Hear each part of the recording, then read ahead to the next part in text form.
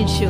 शहर की fashion designer Ritu की शादी गांव के जमींदार शेर सिंह से हो जाती है, लेकिन शहरी कामकाजी रितु का गांव में मन नहीं लगता। क्या सासू माँ, ये गांव में तो कुछ नहीं है, मेरा दिल ही नहीं लगता यहाँ, क्या करूँ मैं? अरे बेटा, जहाँ पति का कारोबार बीवी तो वही अच्छी लगती है ना। अब हम लोग इतने पैसे वाले हैं कि गांव में मेरे बेटे लायक लड़की ही नहीं मिली।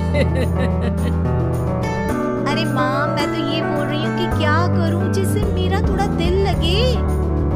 अरे बेटा, मैं भी शहर की थी, यहाँ आकर मैंने गांव में स्कूल खोल लिया।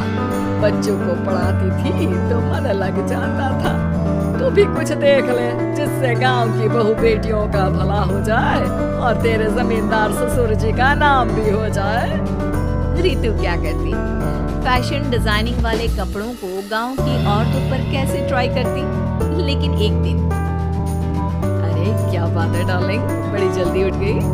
और ये हाथ में फेविकॉल और कागज, कहाँ जा रही हो? मैंने सोच लिया है कि मैं अपना फैशन बुटीक खोलूंगी।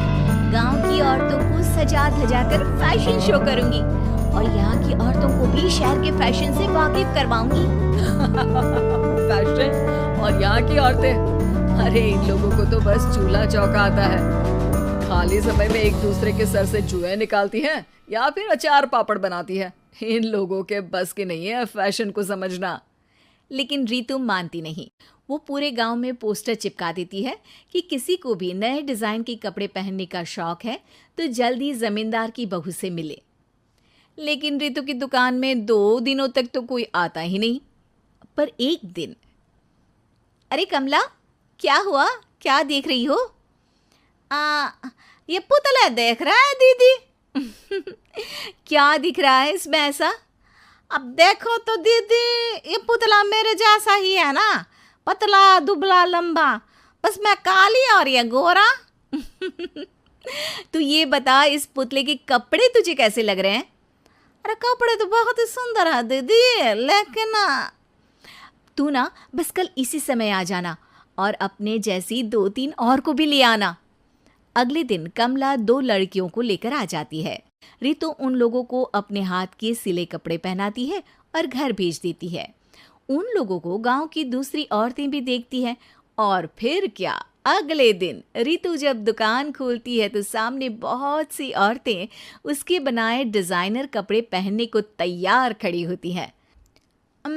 तुम लोगों को कपड़े के साथ ही हल्के मेकअप और स्किन केयर की भी क्लास देनी पड़ेगी। रितु गांव की औरतों को फैशन का ज्ञान देने में लग जाती है।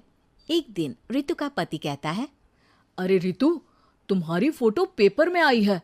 क्यों भाई, ऐसा क्या कर दिया मैंने, क्या लिखा है? अरे लिखा है गांव में होगा अब फैशन वीक।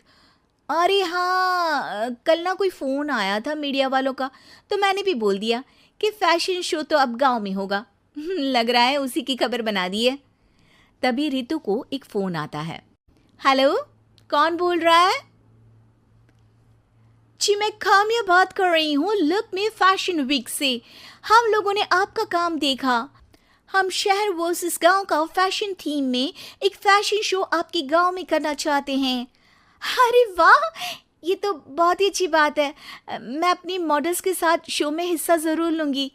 बस अब क्या था, वो दिन भी आ जाता है जब रितु की गांव की गोरी शहर की छोरी के साथ स्टेज शो में हिस्सा लेती हैं।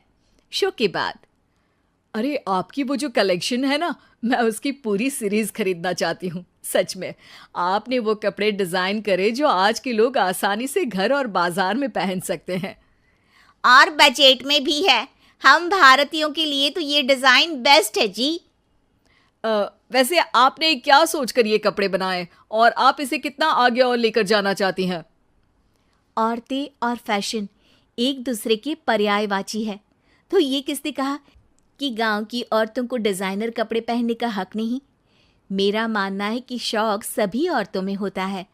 ज़रूरत है तो बस उसे जगाने की, उनके हिसाब और बजट के कपड़ों की जो मैंने बनाए और सबको पसंद भी आए।